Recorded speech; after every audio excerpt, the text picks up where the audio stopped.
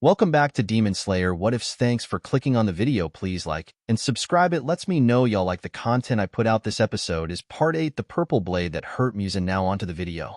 Michikatsu looks at Kanae as she sleeps in the master's mansion. Michikatsu goes to the master and bows before him and asks if Kanae can stay here in the meantime since the butterfly mansion has been breached and the location of it is compromised, and that we need to change the location of the butterfly mansion so its location can be a secret again, and that Kanae doesn't have a safe place to stay cause of it. The master thinks and agrees that Kanae can stay in the meantime while there is a new butterfly mansion being built. Michikatsu thanks the master and bows before him and leaves. While he is walking, he runs into Yurichi, and Yurichi asks Michikatsu if he wants to spar, which Michikatsu agrees with so he can get stronger. Michikatsu and Yurichi go to the meeting or training grounds of the mansion. They grab a wooden katana and stand on opposite sides of each other. They look at each other and Michikatsu raises his katana to his shoulders, making it burn in a bright purple flame, and rushes at Yurichi, and Yurichi rushes back at Michikatsu. They clash swords with each other as they start fighting each other. Hashiras start coming, and watching them fight, Shinobu was the first to walk in to check on Kanae, but to also check on her boyfriend Yurichi. When she sees them training with each other, she sits and watches her boyfriend train with Michikatsu. She loves to watch her boyfriend train as she knows he loves spending time with his brother. As she smiles watching them, Mitsuri was next to come in, and she was stunned to see how fast Michikatsu and Yurichi are attacking each other with unmatched speed. She's so attached to it, she sits next to Shinobu and watches. Next, all the Hashira are there and are wanting to train with them and are so impressed that their sparring match had lasted this long. Finally, Michikatsu changes from sun breathing to moon breathing, catching Yurichi off guard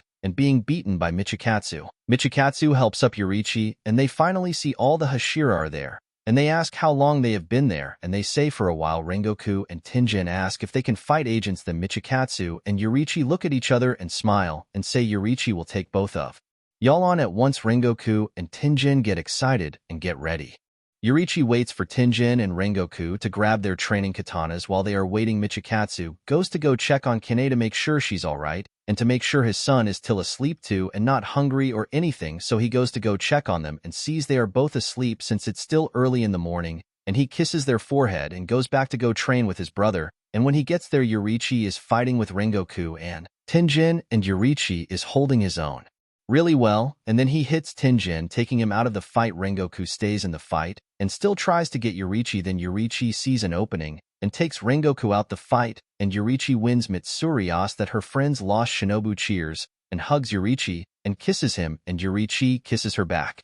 Michikatsu cheers his brother and asks, "Hey, when are you and Shinobu going to get married?" Yurichi blushes as long as Shinobu as well. Michikatsu laughs and Yurichi says, "Well, I was thinking of after we kill Muzan that Shinobu and Yurichi would get married." Yurichi also says that he was also thinking about getting married a little sooner, just in case. Michikatsu says that there might be a chance that him and Yurichi might run into Muzan and this time kill him. Yurichi agrees, and Michikatsu suggests that we should have a Hashira get together right now, because they aren't doing anything, and that they should do something.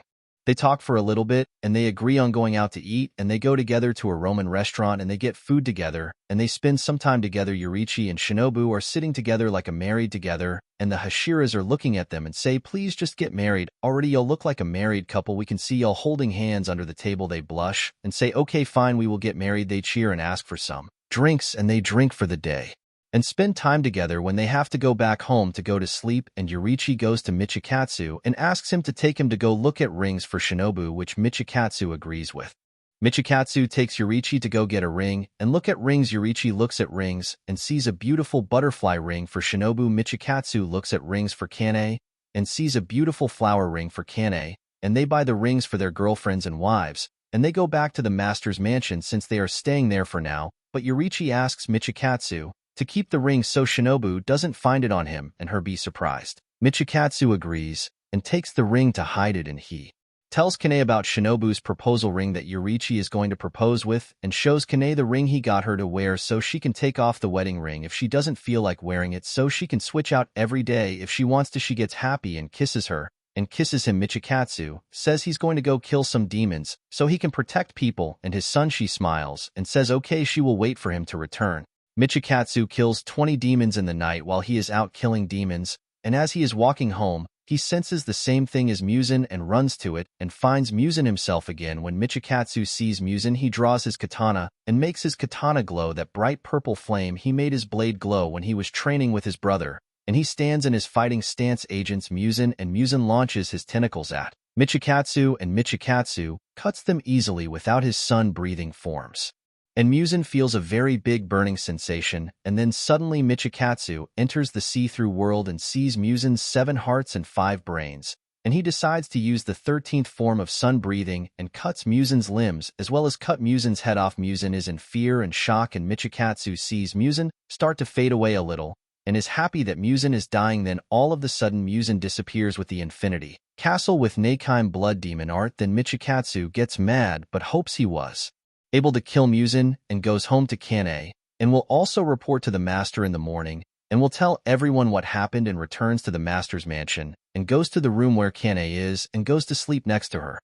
He goes to sleep next to Kane, but wakes up 3 hours later from his son crying. He gets up and grabs his son, and gently rocks him back to bed, and his son slowly falls back asleep, and lays his son back down, and he looks behind him, and looks to see if Kane is still asleep. He looks and see her smiling at him, and says that he's a good husband, and dad. He smiles at her and goes to her, and sits next to her and talks with her about how he almost killed Muzan, and how he just wants it to be over so his son can have a long and happy life ahead of him. Kane smiles and says that she's proud of him and loves him. He smiles and kisses her, and he says, "I love you too," to her.